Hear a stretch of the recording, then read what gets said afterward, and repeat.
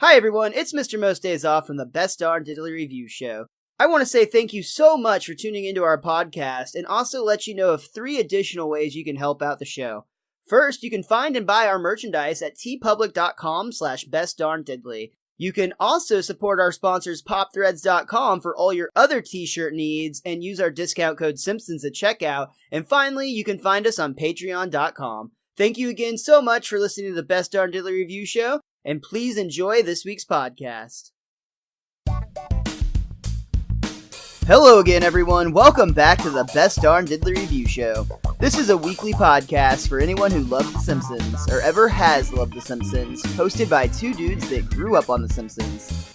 My name is Miles, better known as Mr. Most Days Off, and today we are giving up meat. Well, just the cute animals, to be fair. We're talking about Lisa the Vegetarian.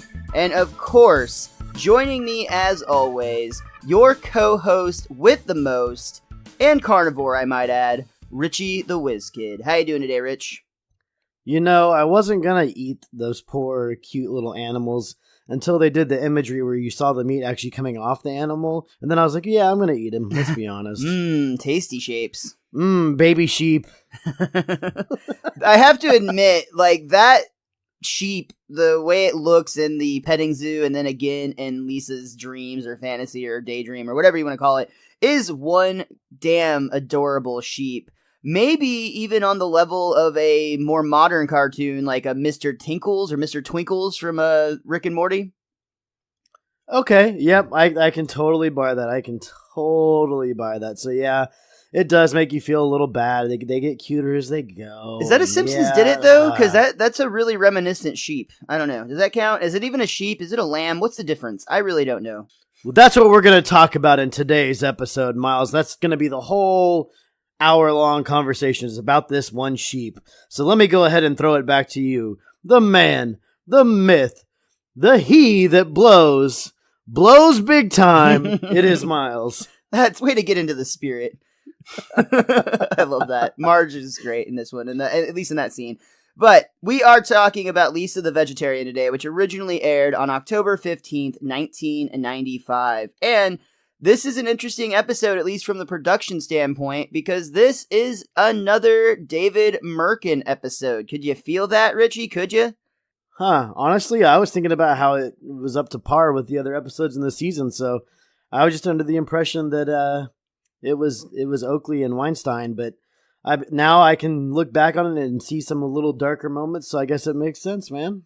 Not only is it David Merkin as the showrunner for this episode, but it's also a first-time writer, at least for a full episode, because this is actually David S. Cohen's very first script to fully write. He had previously worked on the segment of Treehouse of Horror 5, Nightmare Cafeteria, but only for that one segment. This was his first full-fledged script.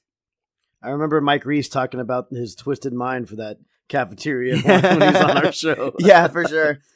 This actually has a somewhat interesting story of how he came up with the idea, because at the time, David Cohen was actually working on another script that didn't end up getting made. And he said he was really distracted because He said he was really distracted because it was lunchtime, and basically all he was thinking about was food. Partnered with that, David Merkin was a very outspoken vegetarian himself, and the idea just hit him one day, and as he was waiting for lunch, he actually flipped the script over that he was working on and just wrote the phrase, "Lisa is a vegetarian," and from that, this entire script was born. So Cohen's just obsessed with doing food-related episodes, is what you're saying. I guess so. I didn't think about that. Maybe he just really likes Lunch Lady Doris. One of the underappreciated characters in the show. It reminds him of an old lunch lady he had a flame with back in his high school days. Maybe that's the case, back in Lunch Lady Land. Oh. This one, like the rest, gets started with a chalk gag. It says, "The boys' room is not a water park," which honestly just leads to a lot of disgusting imagery, I should say. Yeah, about water parks, because I think that statement's completely false. The boys' room is a water park. They have about the same percentage of urine content. Exactly, yeah. And stuff on the walls. I also like the couch gag on this one. It's more like the Simpsons' living room is a auto body shop than it is a living room, because the Simpsons come in black and white, and they essentially get spray painted by machines to become the family that we know and love. And since I had the exact same thought in my head, I assume that's what they intended, Miles.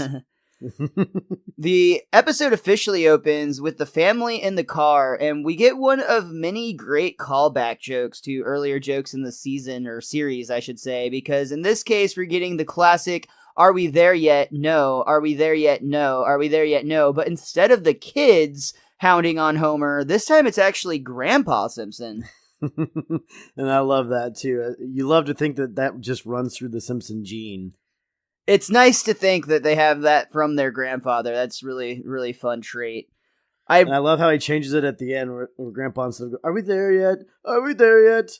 Where are we going?" Which is a perfect segue for Lisa to explain that they're going to Storytown Village, which is an amusement park for babies. "Oh, just leave me in the car with the window open a crack." That's the plan. Well, you know what I didn't realize, Miles, before we started watching this episode is, and I feel like we're just a broken record at this point on The Simpsons, but there are so many iconic moments from this episode that I did not realize were from this episode. It happens a lot. There's just so many episodes in this time frame in The Simpsons that are so chock full of gags and jokes that it's impossible to keep up with all of them sometimes. Yeah, and it's just certain episodes that you're like, when you first hear Lisa the Vegetarian, you're like, oh, it's a Lisa episode. It's going to be boring and blah, blah, blah, blah, blah, whatever. This episode was a lot of fun, man. Like, I very much enjoyed this one. Well, it's a lot of fun. It's got a great guest star. It's got some real interesting trivia that we're going to talk about along the way as well. For now, though, Marge is just trying to keep the peace. She's trying to make everybody happy and explains, "I think it's nice that we're doing something Maggie will enjoy for once.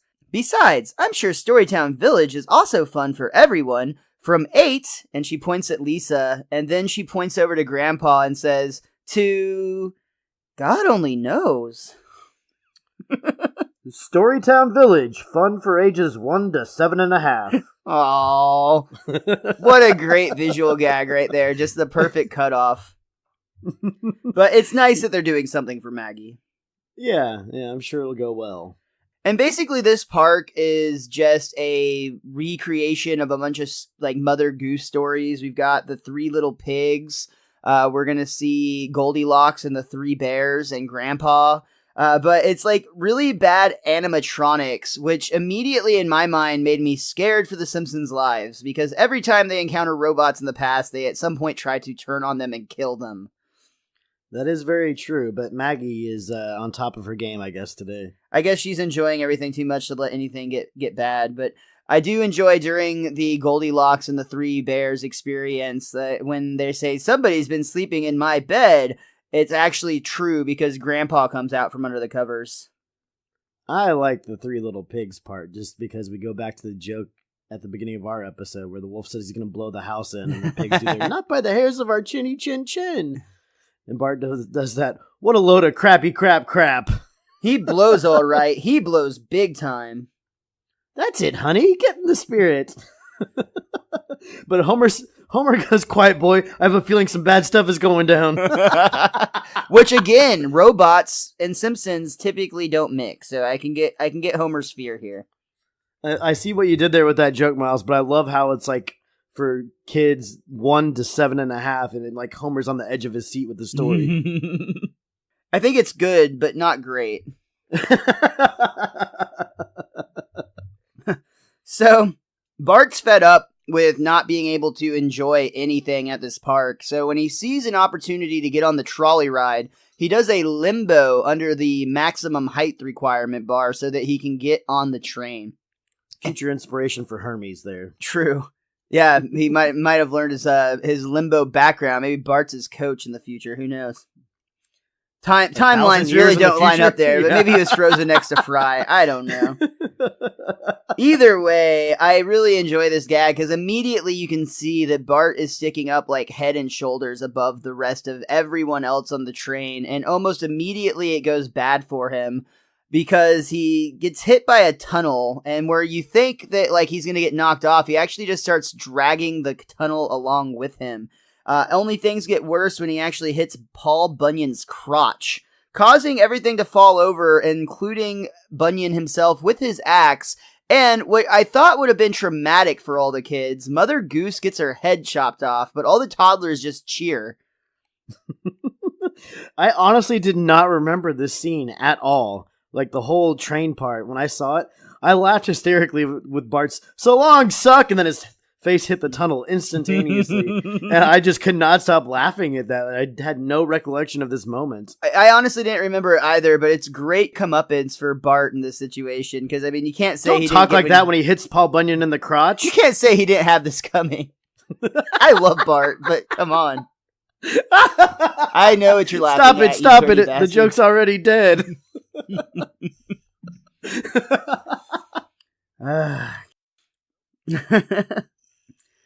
Next up, we see the Simpsons at the petting zoo, which once again Homer is having a lot of fun at, but he's trying to feed a goat a tin can, and Marge has to explain to him that they're supposed to feed him the pellets from that machine over there.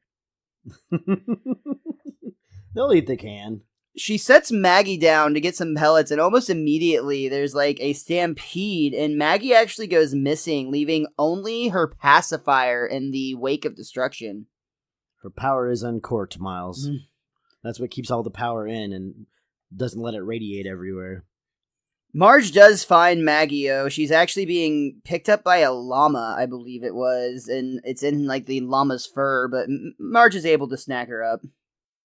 She just kind of plumps out of it. Yeah, that's right. Next, we see the family approach a very cute lamb.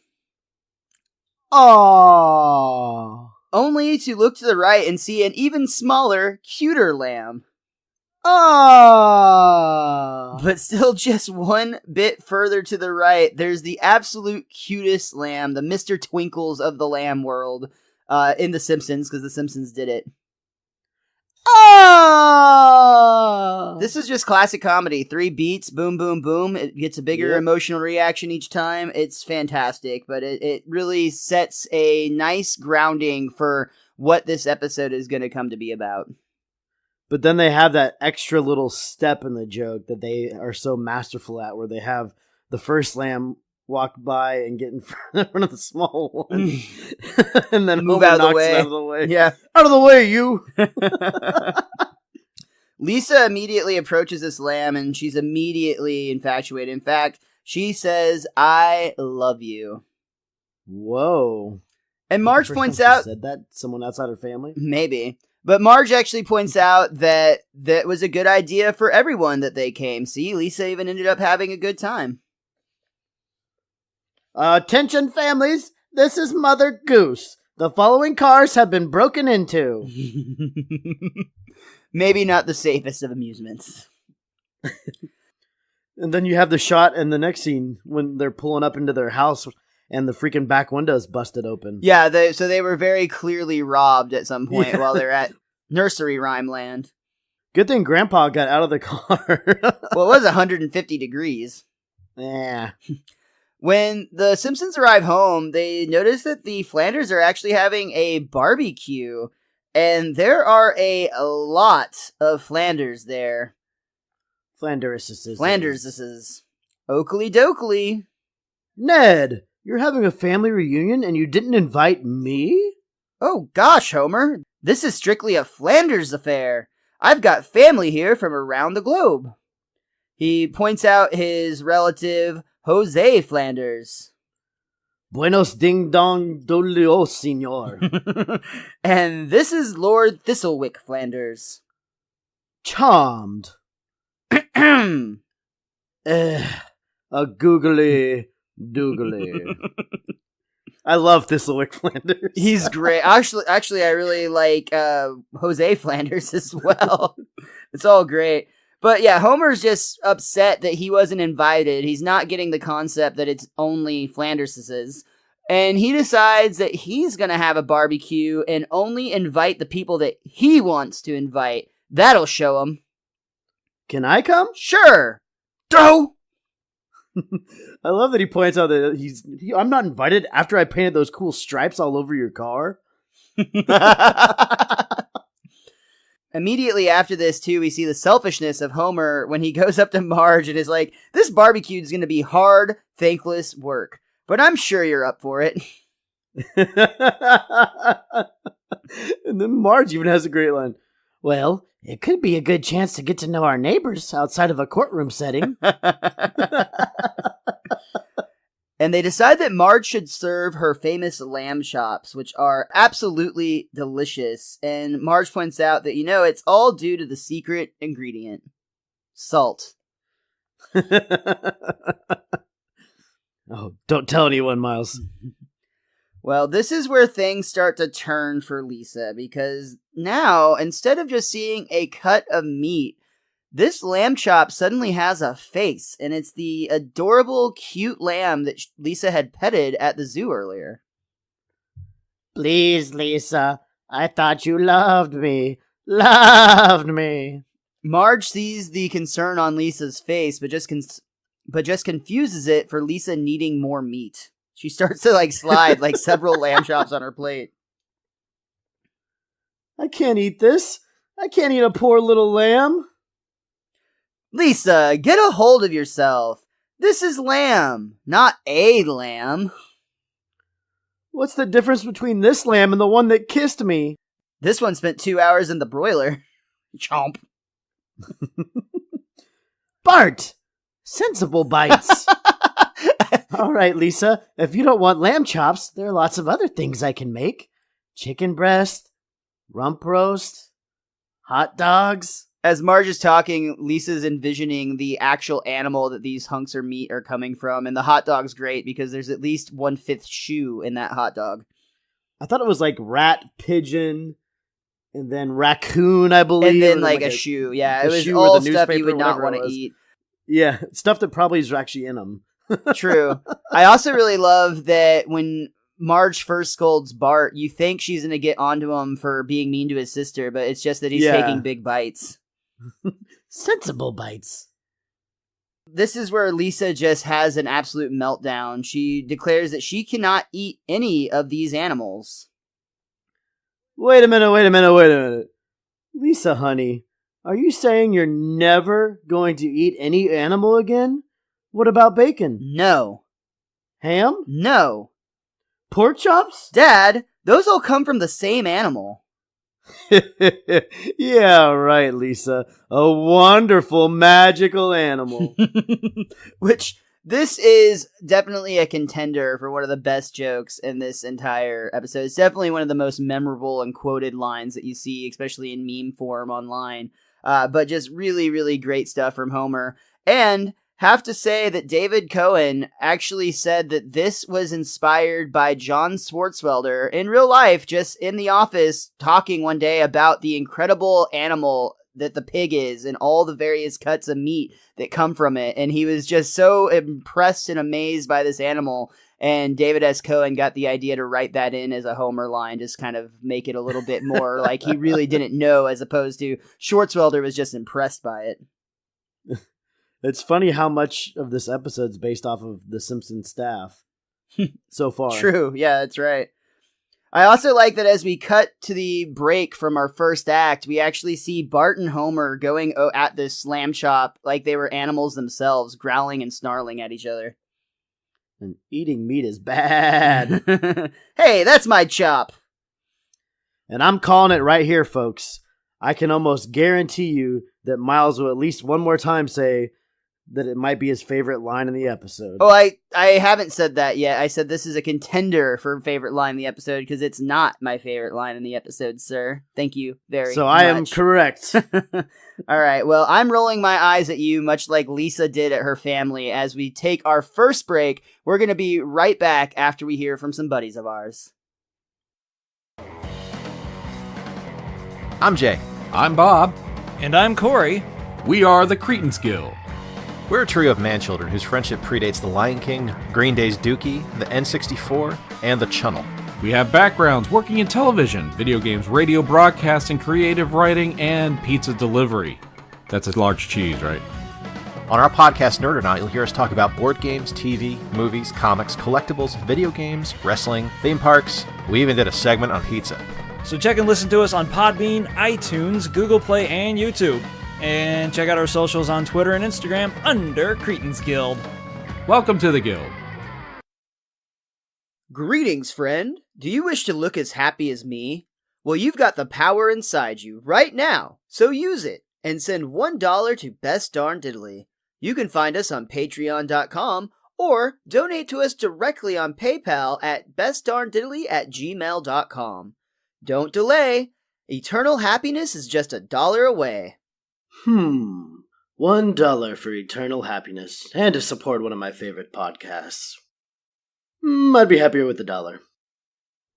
We come back from our break and see Lisa is now at school where she is just fed up with her family and the fact that they don't seem to understand the compassion she has for animals in her new enlightened state. And you know, with the monologuing she's doing right now, that she's just setting herself up. Like, even as a young child, you knew that something was coming. And that something took the form as Miss Hoover declaring that today it was time to dissect worms in class, which is a perfect thing for Lisa to have to deal with, of course, at least for a storytelling standpoint. But why are the worms alive? Because first you have to pin them down so they won't fly up and hit you in the eye. They're like all wiggling around. I don't remember dissecting anything that was alive when it was handed to me. I never dissected a worm. I dissected a owl pellet, which is just a fancy way of saying owl shit, and then a frog in high school. One of the science classes I remember dissected cats, but I was never one of those. Oh. Yeah. I did frogs, and I thought I did the little baby pig thing. Oh, interesting.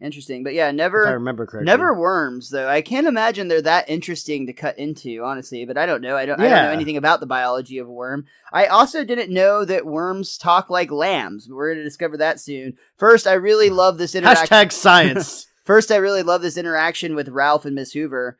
Miss Hoover? Yes, Ralph. What is it? My worm went in my mouth, and then I ate it. Can I have another one? No, Ralph. There aren't any more. Just try to sleep while the other children are learning. Oh boy, sleep! That's where I'm a Viking. Which is still one of the greatest lines in Simpsons dumb, but it's so dumbed down because I've heard it so much and said it so much in my entire life. But it's still such a great line. But again, another line that I had no idea was from this episode. Like, I agree, I've heard this joke thousands of times, but it still makes me laugh for what it's worth. But I had no idea that we were going to get this Ralph Gold from this episode. Yeah. This is where Lisa starts to have some delusions or fantasies again, though, as her worm actually starts to talk to her in that same lamb voice we heard before. Lisa, what did I ever do to you? I do like that Lisa acknowledges this joke, though, by calling it out. Why does it talk like a lamb? Because it's in your head, Lisa.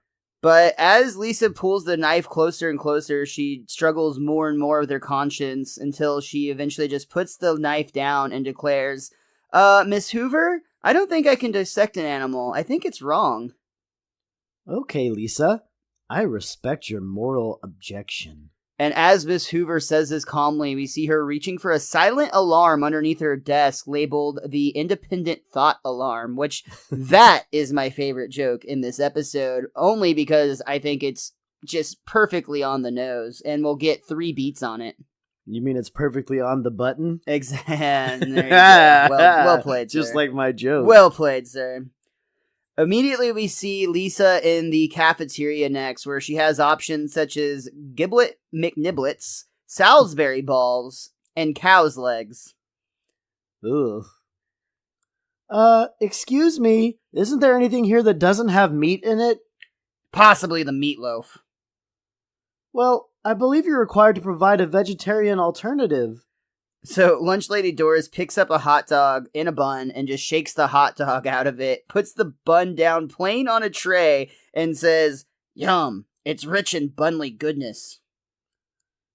Do you remember when you lost your passion for this work? And we see Lunch Lady Doris hit the second beat as she reaches down and hits that independent thought alarm. And this causes Skinner to have a panic where he sees the alarm goes off and he declares, 2 independent thought alarms in the same day. The students are overstimulated. Willie, remove all the colored chalk from the classrooms. I warned ya! Didn't I warn ya? That colored chalk was forged by Lucifer himself!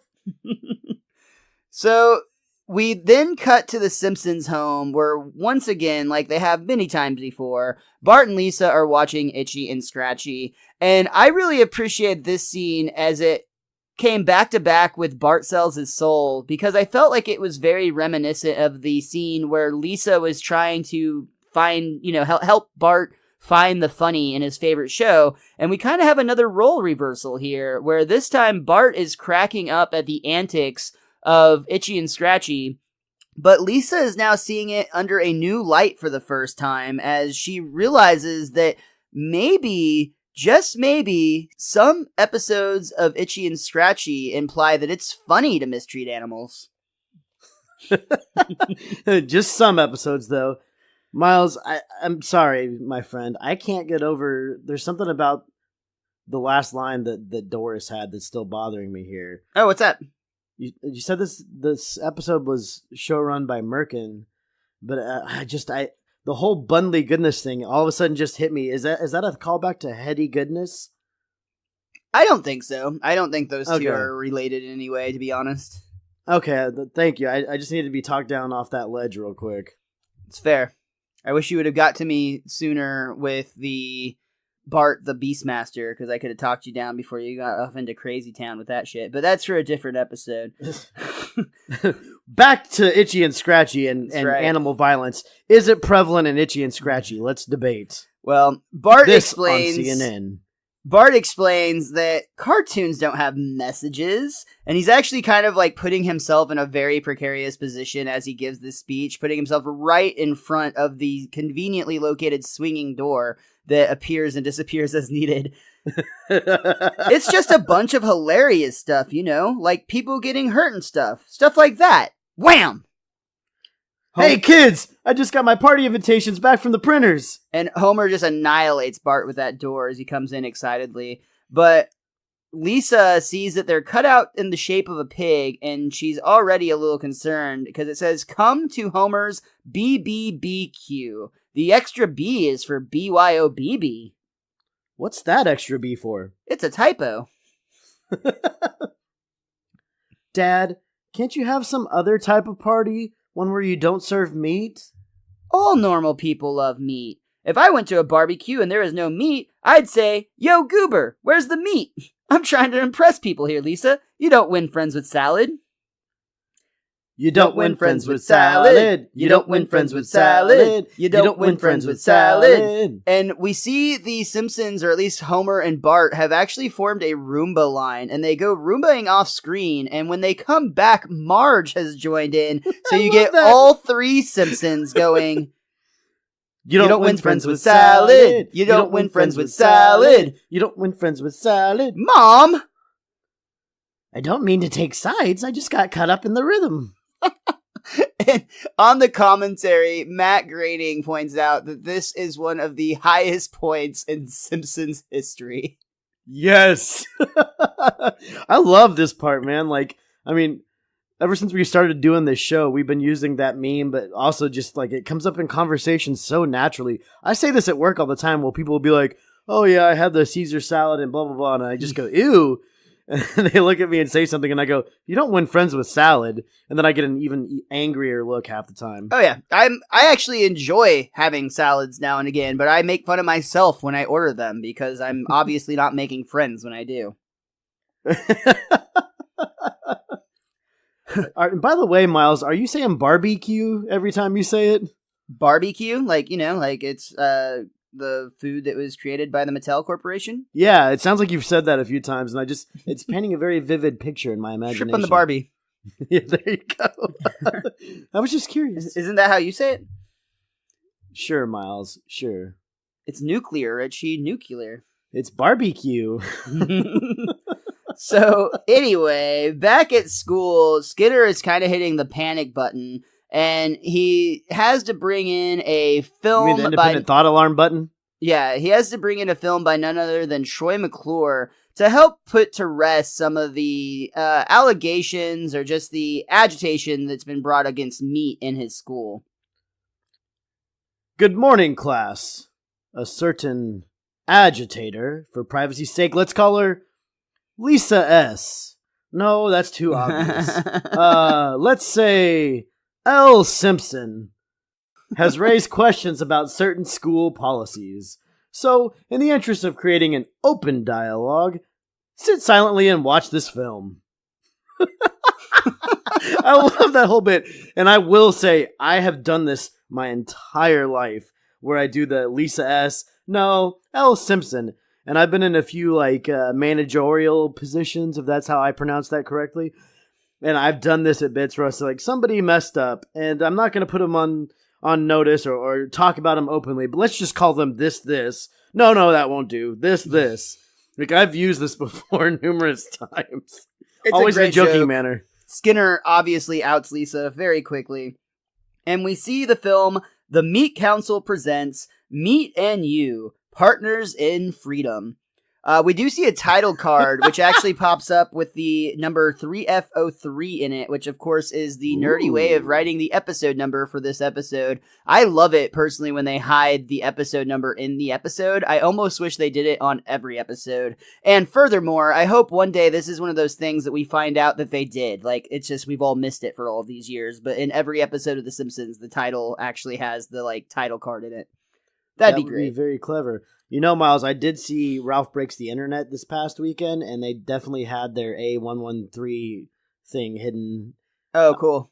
And it made me think of The Simpsons, too. Nice, Brad Bird. Sure. Yep. We get Troy McClure on screen. Nothing beats a stroll in cattle country. Hi, I'm Troy McClure. You may remember me from such educational films as 2 minus 3 equals negative fun. I love that title. And Firecrackers, the Silent Killer. Both of those titles are so ridiculous. The only negative fun I'm into is kicking Mr. Negative's butt. We see a young boy approach Troy. Mr. McClure? Oh, hello, Bobby. Jimmy, I'm curious as to how meat gets from the ranch to my stomach. Whoa. Slow down, Jimmy. You just asked a mouthful. It all starts here, in the high-density feed lot. Then, when all the cattle are just right, he swipes his finger across the side of a cow and licks it to test it. Yum! It's time for them to graduate from Bovine University. We, of course, see the very iconic scene where it's just cows on a conveyor belt being put to slaughter, is what they're calling Bovine University. And Troy invites Jimmy to come take a peek at the killing floor. Oh! Don't let the name throw you, Jimmy. It's not really a floor. It's more of a steel grating that allows material to sluice through so it can be collected and exported. Getting hungry, Jimmy? Mr. McClure? Well, I have a crazy friend who says it's wrong to eat meat. Is he crazy? No, just ignorant. You see, your crazy friend never heard of the food chain. And this is the greatest food chain I've ever seen, ever, because it just shows a silhouette of a man in the middle and every shape of every animal with an arrow pointed towards the man. To the man, indeed. I also love just no, he's ignorant, but your crazy friend. That's so great. And of course, you don't have to just take Troy's word for it, because he brought a scientician along. Just ask him. He'll tell you that in nature, one creature invariably eats another creature to survive. It's such a great film, Miles. Dude, honestly, again, this is another one of those things that, like the joke with the independent thought alarm earlier, this is all too, real, because, I mean, we currently have a president who's denying, undeniable climate change like evidence, and it's just ridiculous when you see somebody who's, oh, here's a scientist opinion, let me give it to you for him. It's a scientist we got off Google. It was probably something, though. Troy McClure had a gut feeling that scientist was wrong. It's fine, yeah. And as he's explaining what this scientist has to say, he even goes on to tell Jimmy, don't kid yourself. If a cow ever got the chance, he'd eat you and everyone you care about. And we get this slow motion up close shot of a cow eating grass. Wow, Mr. McClure. I was a grade A moron to ever question eating meat. Yes, you were, Jimmy. Yes, you were. This is, of course, where Lisa responds in the way that we would expect Lisa to respond, because she isn't buying it, and she even questions, how can anyone actually expect us to swallow that tripe? Now, as a special treat, courtesy of our friends at the Meat Council, please help yourselves to this tripe. And everybody but Lisa is ecstatic to get these. Isn't tripe pig intestines, I believe? I'm not sure, Miles. I'm almost honestly, I'd positive never that's caught right. it before this last viewing. I'd never caught that Skinner actually says tripe. Yeah. Lisa is not having it, of course. She's convinced that everybody's just brainwashed by corporate propaganda. And I mean, it's hard to argue with her, except that everybody in class argues with her. Apparently my crazy friend here hasn't heard of the food chain. Yeah, Lisa's a grade A moron. When I grow up, I'm going to go to Bovine University. And of course, this is probably the most iconic Ralph line in this episode, because you hear that all the time. We even had that great bit with Dr. Andrew Briseno on our 100th podcast, Spectacular or Special or whatever the hell we called that thing, where he explained the philosophy of what it really means to graduate from Bovine University. If only we could have him call in right now. Or you can just go download our 100th episode. It's like the same thing. And then show all your friends to bestdarndiddly.com. Well, Lisa's having her issues at school, but we cut back to see what Homer's doing, and he's preparing for his barbecue. And Barney actually shows up with an entire keg. Yeah, where can I fill it up? That is the way to do it, for what it's worth. Show up with an empty keg to a party. It's a lot lighter that way. We see Homer is preparing the grill to flame on, and he's going way, way, way overboard with the lighter fluid, which this is another one of those great callbacks from earlier episodes I talked about at the top of the show, because this is reminiscent of the Treehouse of Horror, the first one actually, that we got in season 2 with the aliens, how to cook for humans or whatever it was. Yep. And how to cook for 40 humans, Miles. Right. Well, in this case, Homer is just going even bigger than he did in that first episode. And if you remember in that episode, he used like an entire lighter fluid bottle and then he made a huge explosion. Well, this case, Homer uses 2 full bottles of lighter fluid. So, of course, we're just expecting the absolute worst. But the joke comes when the grill just lights normally. Yep. Homer even kind of ducks. And Merkin just absolutely loves this joke. It's one of his favorite visuals in the entire episode. Aww. Lisa thinks she has a plan to help her father have the barbecue that he wants and also save everybody from eating meat because she made enough gazpacho for everybody. Oh. It's tomato soup served ice cold. Oh. Go back to Russia. This obviously doesn't work at all. Everybody is just eating meat. There's a lot of great dialogue with Homer and some of the various people at the party. For instance, he's interacting with Dr. Hibbert, and they're saying the dirtiest thing, but neither of them seem to notice because Homer is offering Dr. Hibbert a meat injection. Diagnosis? Delicious. I've got the prescription for you. Another hot beef injection. Jeez. I also like Wiggum here. Homer, bring me another one of those, burgers, would you? I, can't quite seem to stand up under my own power anymore. One Whopper for the copper. And this is fun because he, does this really crazy burger flip across the yard and it lands perfectly in Wiggum's bun. But then Bart walks up to Homer directly next to him and asks for a burger. And Homer tries to do the same thing, and he ends up flipping the burger way, way farther up in the air than he needs to. In fact, he flips it directly into Lisa's bedroom as she's kind of having a pity party where she's frustrated because she feels like everybody's rubbing the meat eating in her face, and then a burger literally hits her in the face.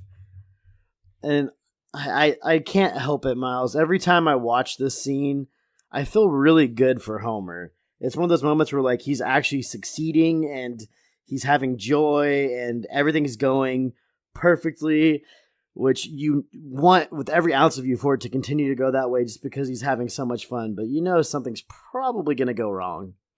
No, that's a very interesting point because this is like one of the things that Homer was very excited about from the beginning of the episode. And as of now, about 2/3 of the way through, things are going about as smoothly as they can go for him. And he's really seems to be kind of in his element where this is like the happiest we've seen him in a while. He's flourishing. It's like when he had the bowling alley job. Well, and it kind of makes sense because based on Homer's like choices of activity, a barbecue is actually a pretty sweet gig. You know, he likes eating and he likes drinking beer, and those are like literally the two things you do the most at a barbecue. It still sounds like you're saying it. So this is the big moment, though. The part where Homer's going to shine the brightest, you might say. At the barbecue. Okay, everybody, it's the moment you've all been waiting for. The Pig Day Resistance. Ooh. Ah. And Homer's actually gone through the troubles of preparing a rotisserie pig, even complete with the apple in its mouth and everything. Look at its nose. Ned actually rises with a glass to toast Homer, saying, "Congratulations, your cue is a huge success. Hey, a toast to the host who can boast the most roast." Thanks, Flanders. I have to agree that everything certainly... And this is where we see Lisa rolling through the barbecue with her tractor pulling the Pig de Resistance with her. And instinctively, Marge even screams at Bart before being corrected. And she admits, like, "I'm sorry, that's just what I'm used to." But it's actually Lisa who's causing the ruckus for once, as she's kidnapped the pig. Hold on. We have to explain that better because it's perfect. Just the, "Bart, no!" And Bart's literally standing right next to her. Going, He's like, "What?" Sorry, force a habit. "Lisa, no!" Like, for the past, 5 episodes or so, they've really been starting to get Marge in on the comedy a lot more, which I love. Again, this is a Merkin episode, but one of the things that Bill Oakley and Josh Weinstein are trying to do is to really flesh out every character, so it's not just a Homer show all the time, which I think is a cool idea. Even though, Homer's obviously going to take a lot of the center stage in many episodes. Still, it's nice He's to get... the bread and butter. It's nice to get everybody some love on the show, for sure. Exactly. But this next bit is all Homer when it comes to the comedy, and I also have to say I really love this whole next sequence, which on the commentary, they gave credit to George Meyer for basically all of this. They said that George had this way about him where he came up with these ridiculous visual gags that were just absolutely hilarious, and this one was no different. Lisa lets the pig go down a hill, and it just immediately takes a journey where it crosses a highway, it flings into a river, and it actually gets lodged in a dam. And the entire time, Homer and Bart are actually chasing it, and Homer is so great here. He's saying things like, "It's just a little dirty, it's still good, it's still good." And then when it hits the water, "It's just a little slimy, it's still good, it's still good."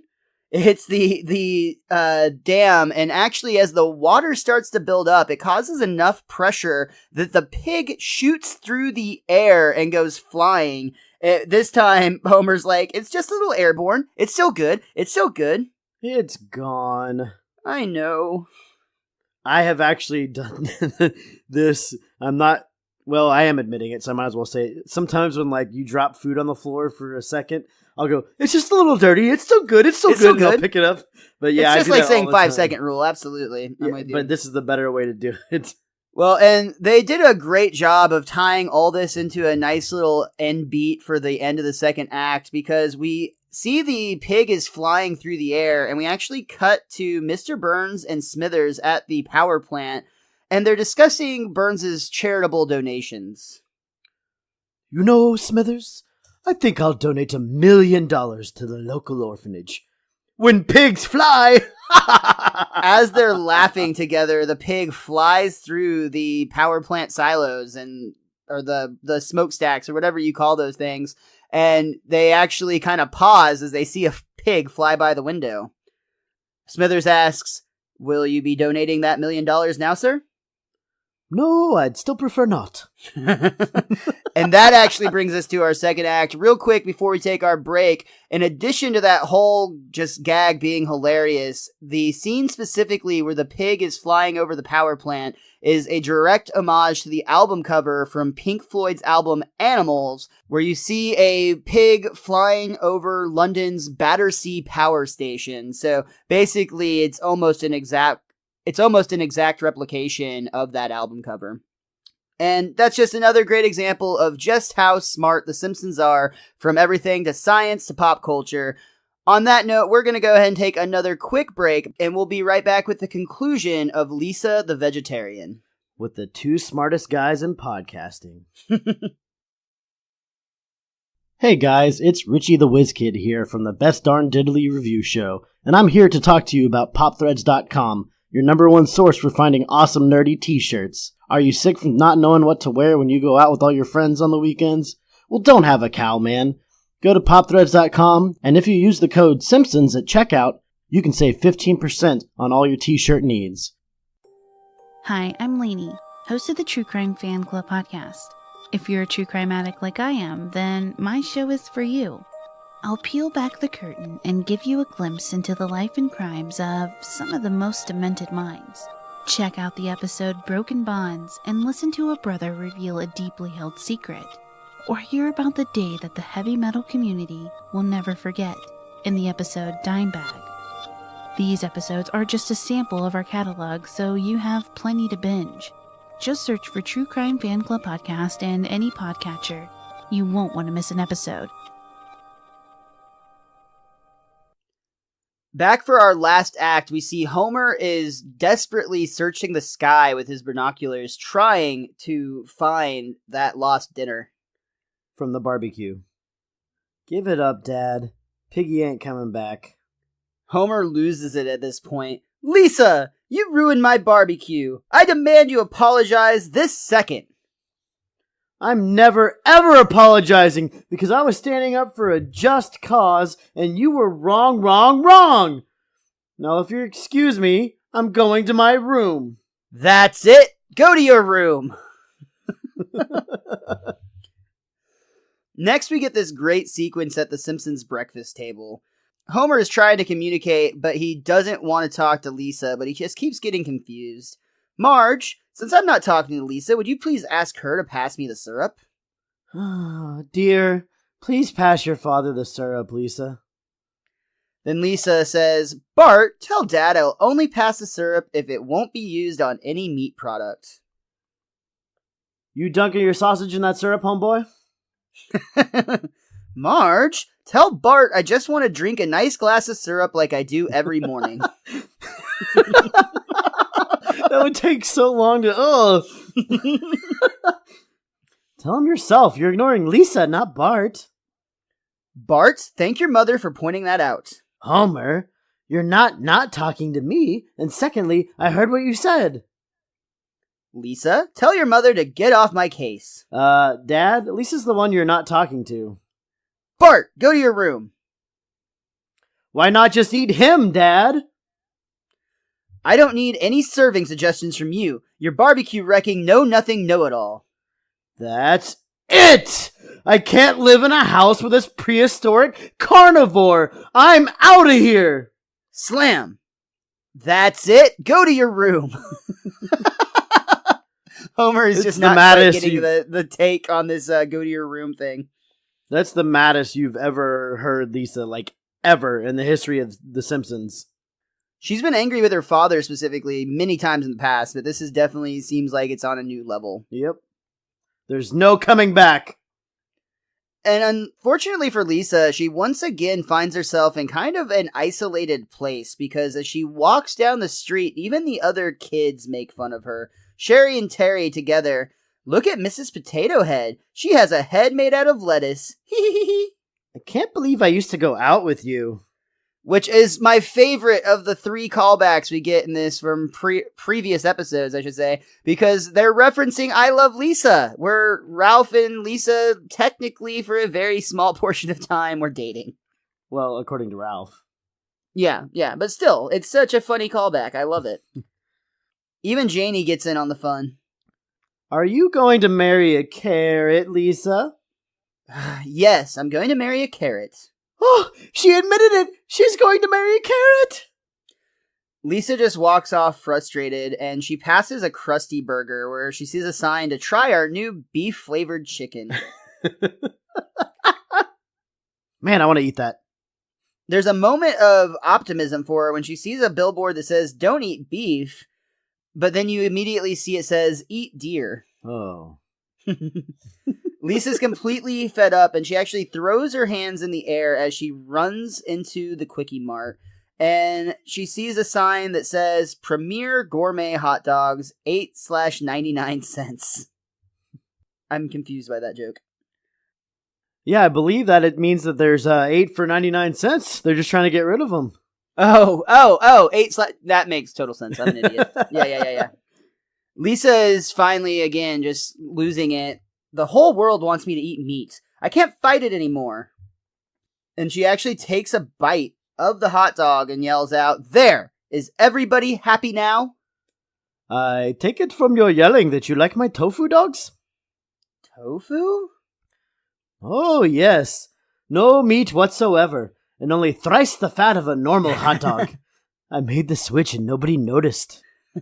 But why, Apu? Of course, I am a vegetarian. Haven't you ever seen my t-shirt?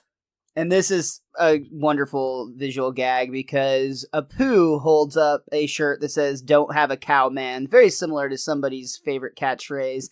Only you actually see a picture of a cow with the red slash line through it. That's cute.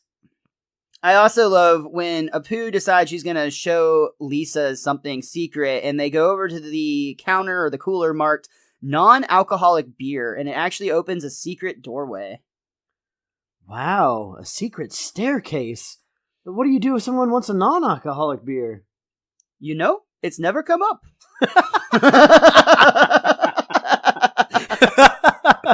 Oh man, I've seen once in my life at the Rangers game where somebody was in line in the beer line trying to get a non-alcoholic beer, and they paid an absurd price. It was like $12 for 2 of them or something like that, and I thought, well, that sucks.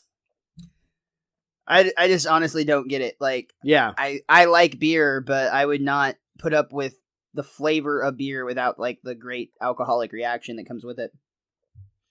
Anyway, that's a long discussion. We'll skip all that, and we're just gonna cut to Apu's been hiding this dope secret garden on his rooftop. It's like this lush oasis that is like his little private area, and Lisa's blown away.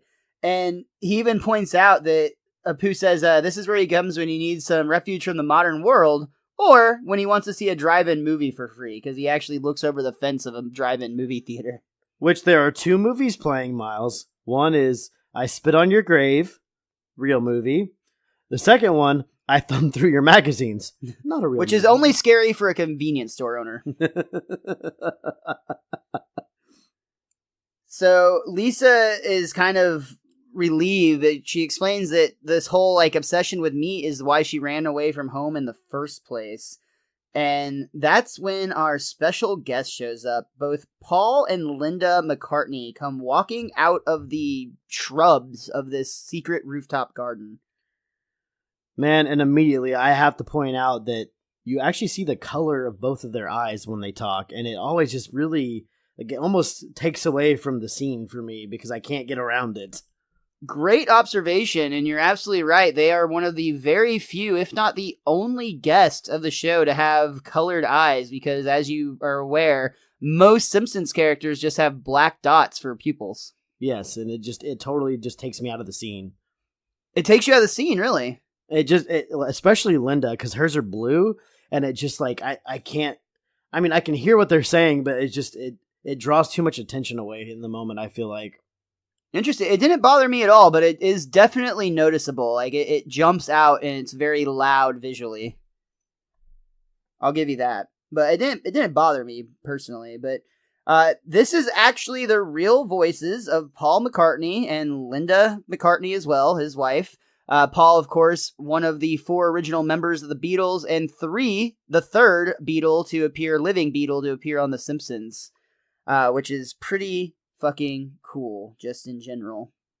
Very cool indeed. They go on to explain that they actually met Apu in India years ago during the Maharishi days. Back then, I was known as the 5th Beatle. Sure you were, Apu. You know what, Lisa? Paul and Linda are vegetarians too. In fact, Linda has her own line of vegetarian entrees. I love that Linda goes on to mention that they weren't satisfied with the other vegetarian meals on the market. You'd be surprised how often you find a big hunk of pork in them. Ew. Linda and I both feel strongly about animal rights. In fact, if you play Maybe I'm Amazed backwards, you'll hear a recipe for a really ripping lentil soup. When will all those fools learn that you can be perfectly healthy simply eating vegetables, fruits, grains, and cheese? Oh, cheese? You don't eat cheese, Apu? And this is great because Apu goes on to explain that he's actually vegan. He doesn't eat any food that comes from an animal. And I love this because Lisa's like, oh my, you must think I'm a monster. And Apu's response is great. Yes, indeed, I do think that. But I learned long ago, Lisa, to tolerate others rather than forcing my beliefs on them. You know, you can't influence people without badgering them always. It's like Paul's song, Live and Let Live. Actually, it was Live and Let Die. Well, whatever. It had good rhythm. So, Lisa realizes that she's been kind of a pain in the ass about her new beliefs, and while it's not wrong to have those beliefs, maybe the way that she was spreading it on others was not the greatest move. And she decides she's going to go apologize, but before she goes, Paul's like, hey, you want to hear a song? Wow, that would be great. Okay, take it away, Apu. Another joke that Merkin just absolutely loves because it's such a fuck you to the audience. It's like, Paul McCartney's about to sing a song on The Simpsons, and it's like, nope, Apu will instead. And we're not going to do that song because I'm not even going to try. Incredibly bad. It doesn't seem like the right move. We'll just skip that for now. Yeah. So, yeah, but it sings a song, and it's not a Beatles song or a Paul McCartney song. We'll just say that. We see that Homer is actually looking for Lisa, and it's funny. He's like, come back before everyone finds out what a horrible father I am. But even funnier is, at the first instant, he's like sticking his head through a manhole. Lisa? Yeah, he's looking for her, like, he might be looking for, like, a puppy that got away. I don't know. It was well, ridiculous. Honestly, thinking back on it, I mean, he does look in the manhole. What if Lisa fell and hurt herself and the lid closed on itself? I mean, he was just trying to be a parent, man. You gotta leave no stone unturned or no manhole cover unturned. In this case, one thing, Homer, he is so close to getting this right, but in this case, he happens to be wrong. It's the exception, because he explains that he was looking for Lisa because he wanted to apologize. He's not really sure what went wrong, but he knows it's always his fault. Actually, Dad, this time, I was wrong. Ooh. Too. Oh.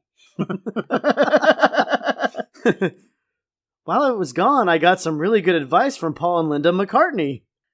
Rock stars. Is there anything they don't know? Lisa goes on to explain that she still stands by her beliefs, but she can't defend what she did, and she's sorry that she messed up her father's barbecue. I understand, honey. I used to have to listen to Miles say barbecue nonstop, and I used to believe in things when I was a kid. Come on, I'll give you a a veggie back ride home. And they giggle together, which is another just amazingly sweet moment between father and daughter. One that we've seen many times before, because frankly, that's how every Lisa-centric episode ends. But they still did a great job of keeping it fresh in this one. I love the idea that Lisa actually had to admit that she was, at least in this case, partially wrong. And just that sweet giggle they do, and Homer's attempt at mending the bridge, or whatever you want to say there, with the veggie back, is just this beautiful, beautiful moment between father and daughter that I think was a very sweet way to end the episode. I gotta admit that the endings with Homer and Lisa always have that sweet, sweet feeling of bonding with them, and it's just like it has a completely different impact than like Homer bonding with Bart, and I think it's way more impactful, honestly. I think that is accurate just because of the character that Lisa is. I think a lot of the times, like, I feel like that from an emotional standpoint, a lot of times their reconciliations with her and Homer are a lot more meaningful just because of the stakes that are put on them. Did you say steak? Steak. But that does bring us to the closing credits. Only as the credits play, we actually hear Paul McCartney singing Maybe I'm Amazed over the closing credits, which is really fun. So you did kind of get to hear him sing.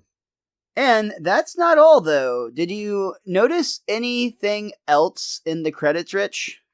There were names of people that worked on the episode. Well, that's true, but in a real fun callback to an earlier joke, on the DVD, and I'll be honest, I was a little unclear to exactly which copies of this have this. Mine definitely did. I have the DVD, the official DVD release, and it was actually there. I'm not sure if every version has it, but at least on the DVD version, you can actually hear Paul McCartney reciting a recipe for lentil soup backwards. David Merkin had him do that as an ultimate meta joke.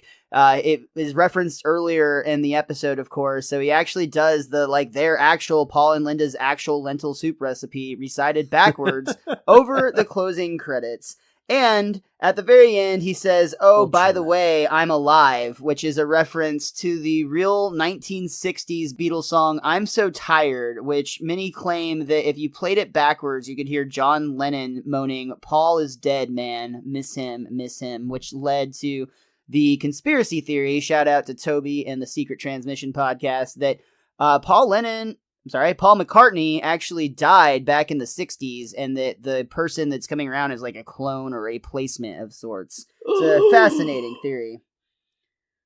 That does do it, though, for Lisa the Vegetarian. Richie, was there anything else that you or that book of yours wanted to talk about before we get out of here?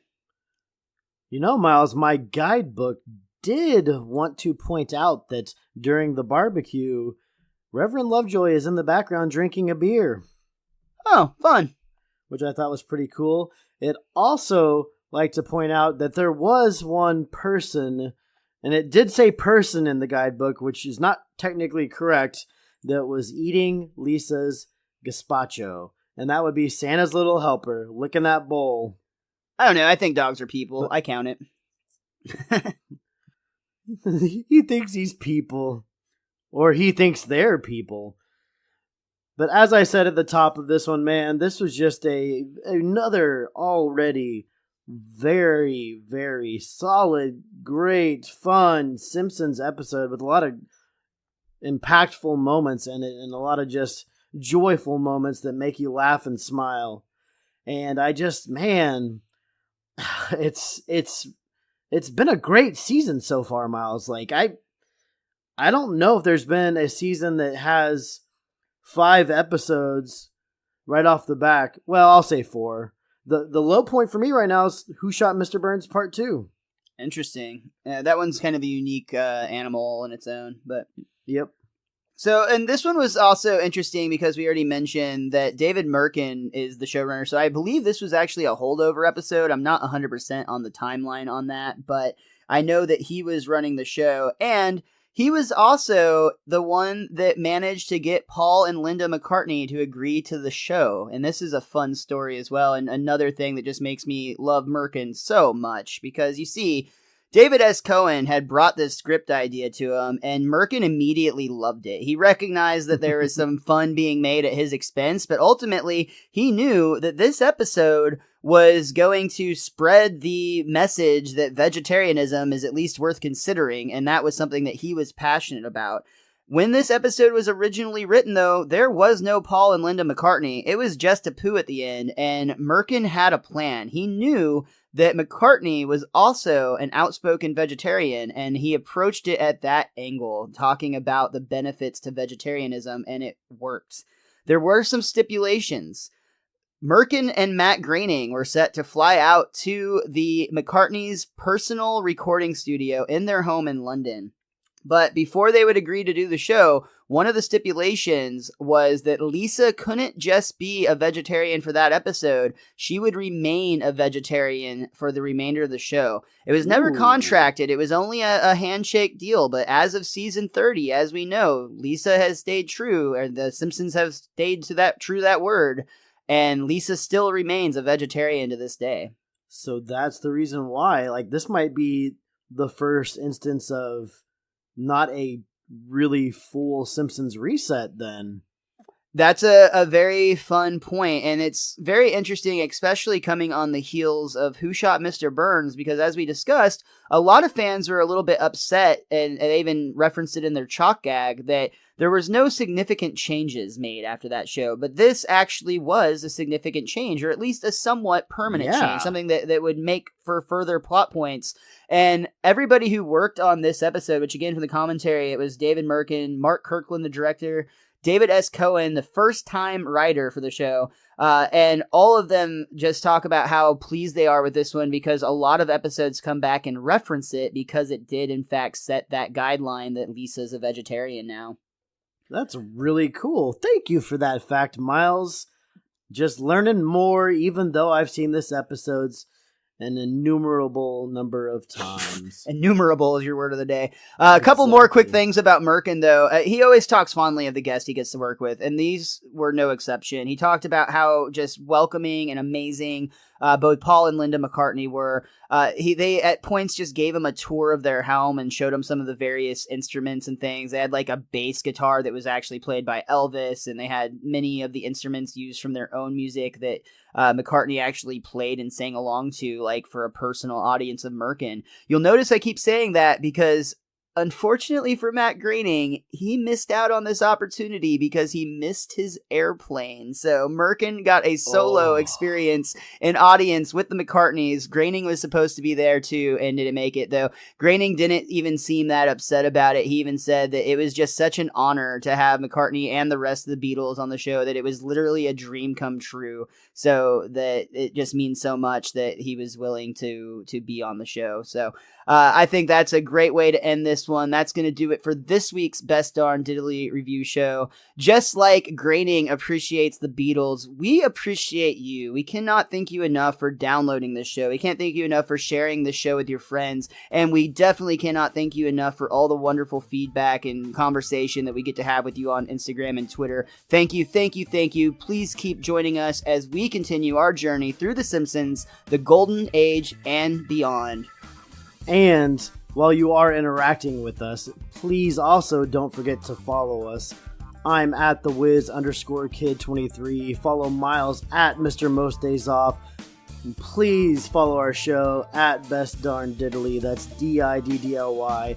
You can also follow us everywhere else you want to on Facebook, Instagram, YouTube, even bestdarndiddly.com. Definitely check that website out as much as you can.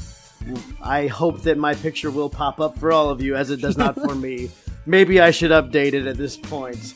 But we do appreciate each and every one of you. The Whiz Kid and I will be back again next week for the spooky, scary Treehouse of Horror 6. Wahahahaha. And we will be most certainly charmed.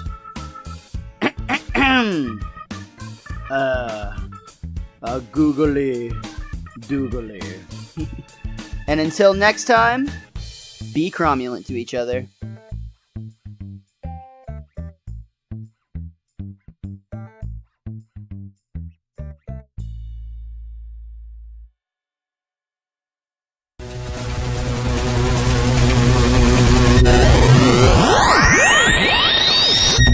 My name is Patsy the Angry Nerd, lover of sharks and science. This is Ashes Von Nightmare, the mistress of Merlot and real housewife of Transylvania. And I'm Agent Nicole, the Ironborn and Goddess of Giggles. Join us each and every Thursday as we discuss all the characters you love and love to hate. That's right, we go in-depth in our discussions of origins, the things that make them unique, and their contribution to pop culture and society. We also incorporate them into battles that showcase their skills and talents. All this, plus Patsy's Science Fact, the Von Nightmare Vineyard Wine Recommendations, Agent Nicole Files, and more each week on Throwdown Thursday. Be sure to subscribe on Apple Podcasts, Stitcher, Spotify, and don't forget to follow us on Twitter at TD Thursday Pod. And we will see you next Thursday.